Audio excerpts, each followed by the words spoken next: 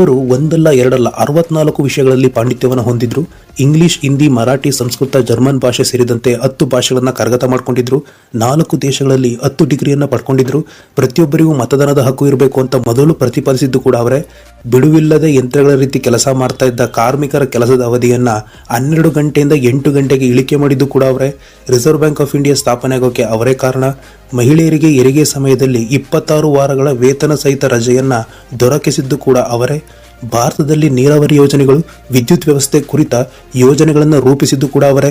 ಅಷ್ಟೇ ಏಕೆ, ಹೈದರಾಬಾದ್ ಸಂಸ್ಥಾನ ಭಾರತದೊಂದಿಗೆ ವಿಲೀನವಾಗೋಕೆ ಒಪ್ತೇ ಇದ್ದಾಗ ಅದನ್ನು ವಿಲೀನಗೊಳಿಸಿ ಭಾರತವನ್ನು ಬೃಹತ್ ರಾಷ್ಟ್ರವಾಗಿ ನಿರ್ಮಾಣ ಮಾಡಲು ಸರ್ದಾರ್ ಪಟೇಲರಿಗೆ ಪ್ಲಾನ್ ರೂಪಿಸಿಕೊಟ್ಟಿದ್ದು ಕೂಡ ಅಂಬೇಡ್ಕರ್ ಅವರೇ.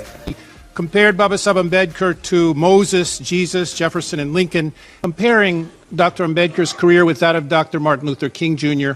It's such a pleasure to say Jai Bhim here in the United Nations.